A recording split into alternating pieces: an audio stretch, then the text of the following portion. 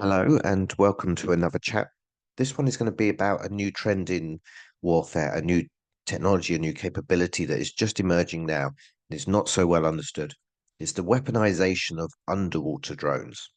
As you know, drones are transforming warfare, most visibly in the air on the battlefields of Ukraine, but also on the surface of the water. To an extent, they're starting to happen on the below the surface, the weaponization of this technology. I'm also going to talk about who's got them and, importantly, perhaps why they are different from torpedoes. These new weapons are not just another name for a torpedo. So, uncrewed platforms, uncrewed systems have been around quite a while. They're going through a very rapid evolution right now. Primarily, it's the weaponization, it's the adding of explosives and making a UAV into a kamikaze drone, or I don't like that term, sort of more technically a one-way attack UAV. So UAV stands for uncrewed air vehicle. Typically, they were used for reconnaissance. Of course, some carried missiles and things. Now they're becoming a thing in particular. Ukraine is using them to strike Russia, and it's putting a bomb inside them and making them into a one-way attack UAV. Is weaponizing them. The same is happening on USVs to a lesser extent, but still with dramatic effects in Ukraine. USVs, so uncrewed surface vessels, have been around quite a while. They're less in number and variety than UAVs, but still a lot more than the underwater world. Ukraine wasn't the first, but certainly popularized the idea of putting some explosives in them and using them to attack ships. I've done quite a few videos on that. I think it's a really interesting topic. But onto UUVs or AUVs. That stands for uncrewed underwater vehicle, or alternatively, autonomous underwater vehicle. We could get into detail of different definitions, but treat it as the same thing. They are going through the same evolution right now, except it's much less known about. And that's what this video is about. People are putting explosives in them and making them into a new type of weapon, a completely new type of weapon. We don't see them on the news very much, but you might have heard occasionally them crop up in the Red Sea with the Houthis. They have some supplied by Iran. This photograph of a weapons shipment that was intercepted by the US Navy shows some components which are part of uncrewed underwater vehicles, and I believe weaponized uncrewed underwater vehicles. What I think they're part of is something like this: an underwater drone, AUV, UV, whichever you choose, that has been weaponized with an explosive charge in it. Okay. There isn't a term for these in common parlance, as far as I can tell, but I would adapt the same terminology we use for UAVs for this sort of scenario and say they're a one-way attack autonomous underwater vehicle. OWA, AUV. Bit of a mouthful that's common in defense lingo. They do a role similar to torpedoes. They can hit ships and blow them up, but they're not torpedoes. So let's explore that first.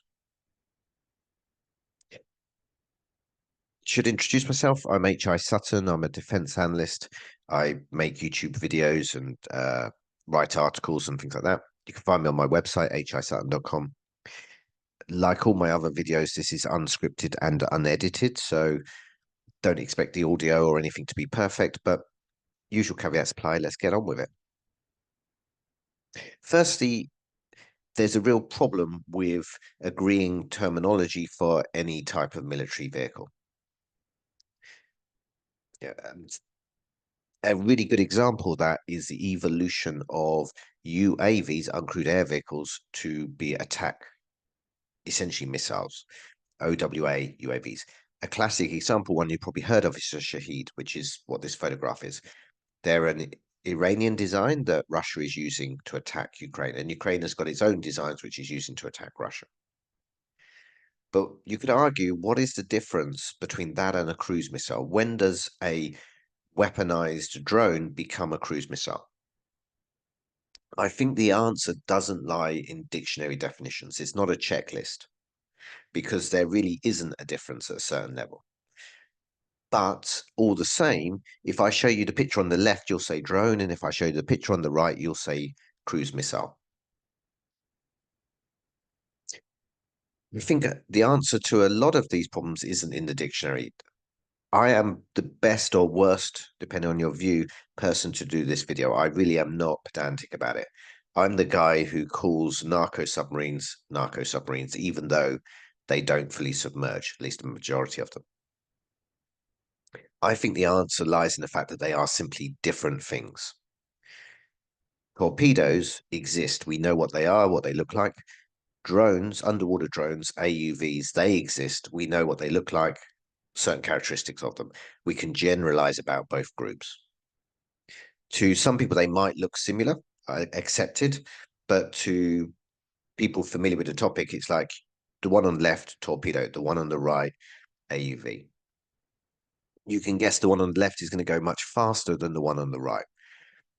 I perhaps should talk about that in a different video sometime, but bear with me. The point is that they are different things, and it's partly down to the history. Let's talk about the history of torpedoes first, and then we'll talk about UUVs or AUVs.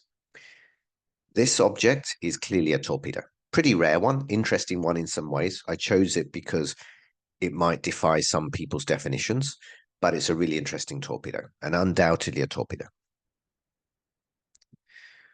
If you think back in time, we all know that torpedoes didn't always look like that. There is such a thing as a spar torpedo. In the early days of sort of modern naval warfare, so the 1800s, it was common to put an explosive charge on the end of a long stick at a spar and then ram your enemy with a boat or a submarine. Well, the word torpedo was also used, I think, for mines and for explosives that were towed behind a vessel in the path of an enemy warship. And in fact, if you read accounts of torpedo warfare in the American Civil War, where it's very famous, the CSS David and the HL Hunley. The first one is a sort, if you like, torpedo boat, and the bottom one is a submarine of sorts, a human-powered submarine. The accounts simply call them torpedoes. They don't say a boat armed with a torpedo. Yeah. So it's quite interesting. The use of the term torpedo evolved, but in the 1860s, someone in Croatia, what then part of the Austro-Hungarian Empire, quite a big naval power, had the bright idea of what they describe as a shore rescuer or lifeboat. Confusing terminology. What they really meant was a boat full of explosives that can be steered into an enemy ship from the shore. The guy behind this was Ivan Lupis. Deserves a lot of credit for torpedo, but his actual design wasn't very workable at all. And the Austro-Hungarians got a British engineer, much more famous now, Robert Whitehead, the father of the modern torpedo. He came in and said, hey, your design isn't great. Your ideas are good, though. Here's how you should do it. And he developed what became the torpedo. The 1870s, it looked like this. By the 1880s, 1890s, it looked very much what we believe to be a torpedo today. If I showed you that picture, you'd say torpedo. So the essence of a torpedo was you see your target or you sense that they're there. You put it in the water and it drives itself at the target and explodes, ideally sinking the target. So it's a weapon, an underwater alternative to a gun. Instead of firing a bullet, you shoot a torpedo. That's remained. In recent decades, a lot has evolved, of course, in the detail. But, you have new technology, or rather now quite established technology, underkeel detonation, so proximity fuses that are much more destructive. You have homing heads, so the torpedo can home in on its target. You have torpedoes being used from one submarine against another submarine and against submarines in general. That's only a thing since the 50s, more or less. And we have wire guidance as well, a way of getting guidance information to the torpedo while it's in the water. And that's just simply because the homing heads typically don't have the same range as the sensors, the sonar, or whatever is on the host platform, the submarine. So, in detail, torpedoes have changed a lot since the 1880s. But all the same, if you were walking to a torpedo room on a submarine, like this one, you'd say, oh, those are torpedoes. And if you were to do the same in the 1880s on a ship, say, oh, those are torpedoes, you'd recognize the same thing. They are the same object.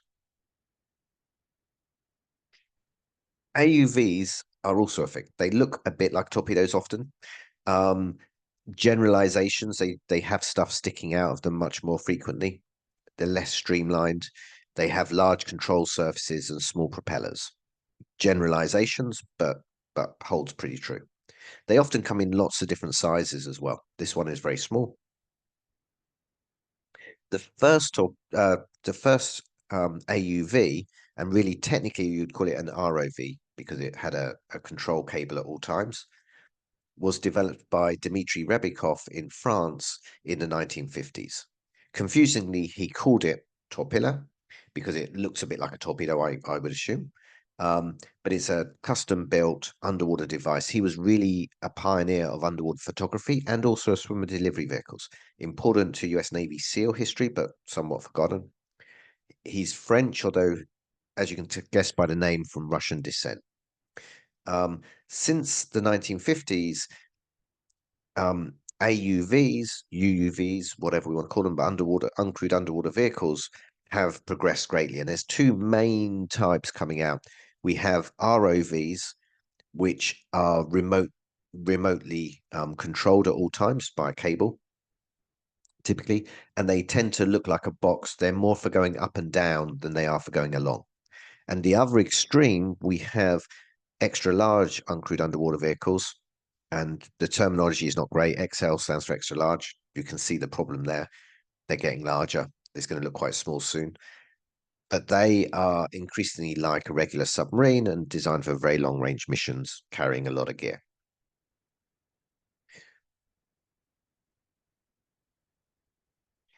What we're seeing is a third major evolution, but it's less common and less visible. And that's why we're doing a video. It's taking an AUV and putting explosives in it in the same way that you do into a UAV, an air vehicle.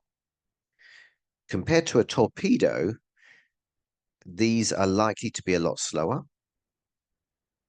They're trading the speed for range. They're expected to be much longer range. Of course, all these variables are not absolute, but that would be a reasonable expectation.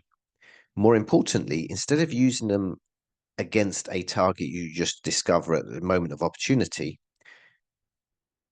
you would use them against static, predetermined targets. They're a sort of strategic or a deliberate weapon that you use against a port or offshore facilities such as oil rigs, things like this. And for that, they have different guidance. In general, less guidance. They need to know where they are. They don't necessarily need to sense the target. They just run into it, or maybe they sense it at very short range. The actual methods of construction are likely to be different to torpedoes, simply because torpedoes have evolved from a certain set of requirements. You know, AUVs have evolved separately. In practice, they often use a different sort of form of construction. They also don't have to conform to torpedo sizes. There's a video I've done on torpedo sizes, why they're pretty much all 533 millimeter, which is 21 inches, is an accident of history, but they're standardized. There's certain sizes of torpedo. These can be any size you want. Some are going to be much bigger, fatter, shorter, longer, whatever. They don't have to fit in a torpedo tube. They're also going to be built by different companies. Again, this is sort of a self-fulfilling sort of difference because a lot of the reasons they look different, work different, so on, is because different people are building them. The AUV market has a built set of companies that build them, and torpedoes have a set of companies that build them. Historically, torpedoes have been largely national efforts, often with major contractors that are associated with a certain country. BAE in the UK build the torpedoes. But there's a lot of companies building AUVs, a lot of startups, small companies, new people, new ideas. And that, let's say, is circular. That's partly what's going to lead to them being different sizes, different construction, so on. Another generalization I think we can make at this point, at least, is that these devices are often, not always, but often going to be less sophisticated than torpedoes. Torpedoes have become incredibly expensive. They are major, major procurements. And countries buy small numbers. I think Taiwan, I've got a number in my head that they bought 28 torpedoes from the US. It's a tiny number when you think about it. But these torpedoes are incredibly expensive. What we're seeing with the weaponized AUVs, just like the UAVs, just like the aerial drones, although we shouldn't underestimate the cost and effort involved, the ones we're seeing tend to be cheaper. And that means that more countries can operate them. So let's see who has got these weapons. I'm going to talk mainly about Iran, North Korea, Hamas, and Ukraine. I'll also mention Russia. Should just mention that if anyone in the comments is going on about how I haven't talked about Poseidon, you know I haven't watched the whole video, and I'll get to that. Firstly, Iran. I chose them as a starting point, because they are an innovator in this space. They are an early adopter of this technology, and they deserve credit for that. But also, I suspect that the ones supplied to the Houthis are exactly these or very similar. This is some images they've given of them a few years ago. Some of them are painted yellow. That just makes them easier to recover when they're doing tests and easier to observe. The war shots would be the green ones, much harder to see. They look a lot like torpedoes, but they're not. It's interesting that they've covered the back with camouflage screen. I suspect that might be because they're wire guided, at least optionally. Oh, we got some images of them operating a bit like a torpedo, but less sophisticated. They've got a warhead in them. They've got a mast. Whether that's just communications or whether there's also ability to, like a periscope ability to take images, we don't know. It might vary depending different vehicles. They're almost all going to be electric propulsion, which is different again from torpedoes. Torpedoes often have chemical reactions driving their propulsion, and that makes them very fast. British, we'd call it thermal reactions. So the British, American, and Swedish, and some Russian and some Chinese torpedoes use something other than batteries to propel it. Now, some torpedoes do use batteries, and I think that's also the future. It's going to be more the case. But these AUVs are going to be pretty much all electric. A couple might deviate. I'll come to that, but they don't deviate in a good way. Another Iranian type is the Nazir 5. This is an extra large UV, although it's quite torpedo-like in shape.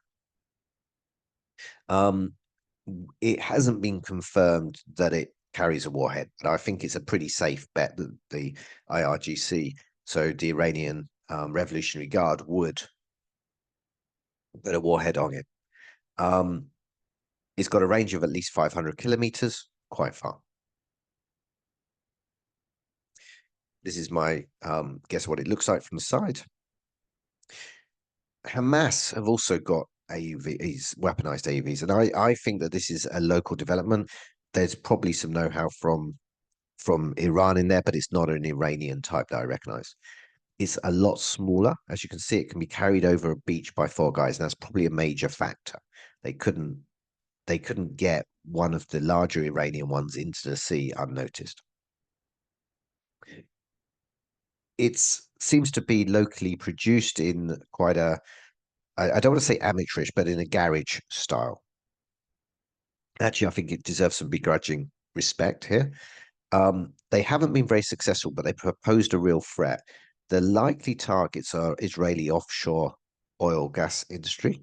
Gas industry. There's some major fields that are within range. It appears to have a snorkel. I suspect that it's actually got a small petrol or kerosene engine in it, um, instead of electric.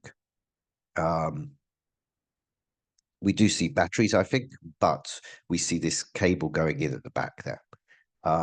That would give it a really good range, but it means it can only operate just a fraction below the surface and with the snorkel above the surface. If that's the case, you could argue it's not technically an underwater vehicle; it's a semi-submersible. I think that's, you know, that's a pretty pointless argument. Um, you only have to look at it to figure out that it's intended as an AUV, as a underwater vehicle. Also, another question: how autonomous is it? How reliable is it? Can it steer? We don't know. I would imagine it's not that good, but it's a serious threat. Having said that, Israel seems to have neutralized the threat, so you haven't seen it in the headlines as much. Another one is North Korea. They developed their Hail 2, and I'm sure I'm saying that completely wrong. If you speak Korean, let me know. This is at first glance like a large torpedo, but it's intended for a different role. There's been some videos and stuff about it. I don't have any real details, however. Ukraine has also been developing AUVs in addition to the service vessels that it's been so successful with. And these projects are most, if not all, associated with carrying a warhead to the enemy. The first one is the TLK 150. It's a very small craft, quite unlike a regular torpedo, as you can see here. Again, not all the details are there. It appears to have a communication mast above the water. Whether that's at all times or optional, I don't know. Whether it's in service or it's just a prototype or even just a demonstrator, I don't know. Having said that, we can be confident that Ukraine has several projects like this. The Toloka project, TLK, comes in different sizes. The one that we've seen is the smallest, it's 2.5 meters long, but they propose much larger ones, which look more useful, probably have a much greater range. Another separate Ukrainian project is the America. Again, I'm saying that wrong. Yeah. Pronunciation isn't why you're watching the video. This is an interesting one. It's been advertised. They're raising money to help create them. It's an interesting design, much larger. How much range it's got, I'm not so sure. Details, not so sure, but it could likely carry a very large warhead. So they were the types around the world. Saying that UUVs or AUVs are not torpedoes, but I think this is going to be a harder conversation in the future because at the moment you've got two sets of people who build torpedoes and people who build AUVs, and they've both got explosives in them and it's different things. But in the future, torpedoes are going to increasingly have some of the characteristics of AUVs, much greater range, loiter, different speeds, so on, and or building AUVs on the basis of a torpedo design. And equally, the weaponized AUVs are going to be purpose built and evolve and become more and more like torpedoes, I think. This is an example of a German one, the Seehake, the Mod 4. The Seehake torpedo is undoubtedly a torpedo, but the ER version, extended range version, you can see the mast there in the middle. It's also much longer. You couldn't fit it in a torpedo tube of a submarine, I think, probably. It's much too long, but it's a really interesting weapon. And because Seahake is a torpedo, I would still call this a torpedo, even though many of the variables, the speed, the range, the ability to strike static targets, so on, is much more like a AUV. And there's a couple of other ones out there. I should mention Poseidon. I think I've done some videos on that. It's a separate game altogether. It's nuclear powered, nuclear armed. It's carried on submarines in a tube, although not a regular torpedo tube because it's massive. Um, it's about 20 meters long, maybe longer, and 100 tons or more. The That weapon is nuclear armed. It's a sort of doomsday weapon, different category altogether. However, it has influenced others, and in particular, North Korea have built a version of the Haleo, which is much larger and supposedly nuclear armed, and is very much in the model of Poseidon. But there's some important differences which make it much more of an AUV. These are pictures of it. It's about the same size, approximately. I would say it's smaller than Poseidon, but not by enough to care. I don't think it's nuclear powered. In fact, I think it's diesel powered, possibly, or some sort of kerosene or something of that nature, because you see those three objects on the back, they're likely something along the lines of a snorkel or air inlets. So it's probably semi-submersible, but it looks the part. It's probably got incredible range. I think they've done some tests. You have to be a bit careful, but you also shouldn't underestimate the North Korean arsenal. Pretty serious weapon. Looks a lot like Poseidon, done on the cheap with a different propulsion. Okay, that's the video. That's the materials I um, put together. As you can see, right to the last second, it's unscripted, unedited. Apologies for if I've missed anything or mispronounced everything, or there's any other important nuances that I haven't elaborated on. Right, I'm waffling. I'm going to cut off now. Please like, subscribe. Take care.